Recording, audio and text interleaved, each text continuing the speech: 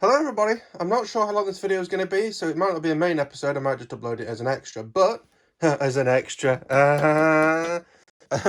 just sort of show you, this is the spinner that I bought. It is one of these, an Irvine Easy Trim aluminium backplate spinner. I think easy trim means that you can make it fit a propeller easy, which I might need to do looking at that. Anyway, so I got the 63mm. I think that's because that works out to a number of inches. Is that like 2.5 inch? Yeah, about 2.5 inch. It was a 65mm on it before, measure at the widest point, but it's, especially with it being a circular, it's a mil each side, you won't really notice. And I got carbon fibre effect because, well, if I'd have got blue, it definitely wouldn't have been either of these two blues, and that would have annoyed me. Same with the orange.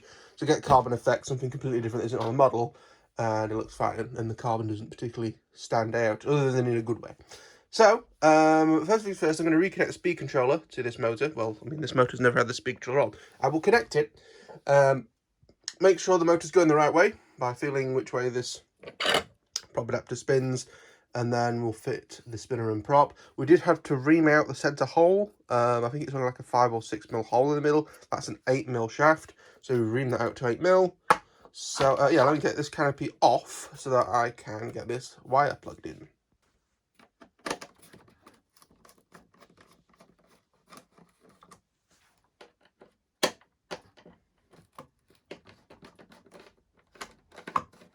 Okay, the way I have it mounted at the moment actually isn't great because the cables are going down the middle, so I'm about to take the motor out and spin it 90 degrees.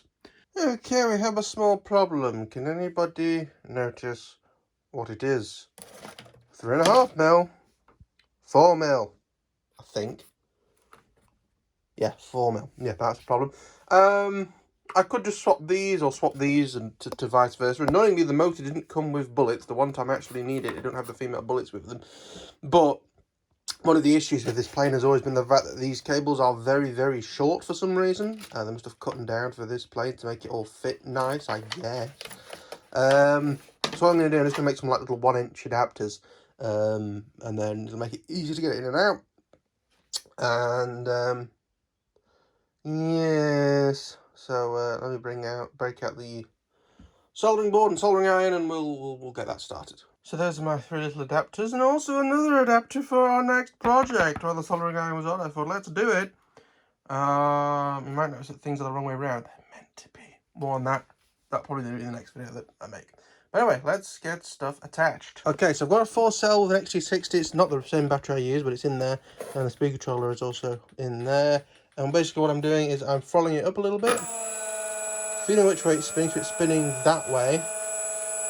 I then just take my prop, and if I spin it in that direction, it's going the wrong way. So I just need to disconnect and reconnect to the cables the other way around. It should spin the right way.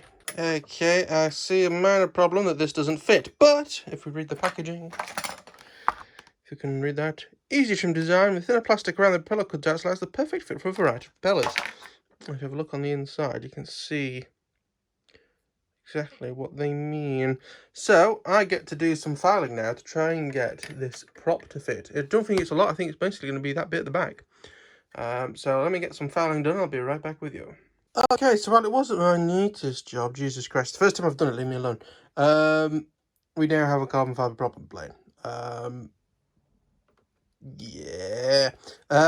It was a weird shaped propeller, I think, because it kind of extended backwards and not forwards. In the end, I made such a hash of it trying to use just a file that I did get the Dremel out and just sort of did it to the outer line, so at least it would try and look symmetrical. And it's not symmetrical with the prop, so I've got no idea what's going on, but it fits, and from a distance it looks alright. So it looks better than if you didn't have a spinner on at all. And I'm not spending another tenner to do it again and probably cock it up again. So we're going to leave it there. I'm probably going to put this up as a main video because I'm a bit tight on time to do stuff. But yeah, this was the second half of putting a spinner on a plane. Christ almighty. I know that's all ready to fly again. We'll give it a test. What 2 sort of asterisks I will put on this. You are probably better doing a C of G just in case that motor is different. I think anything this motor will weigh more, so we'll see. And also you should do an amps check. But we'll be right.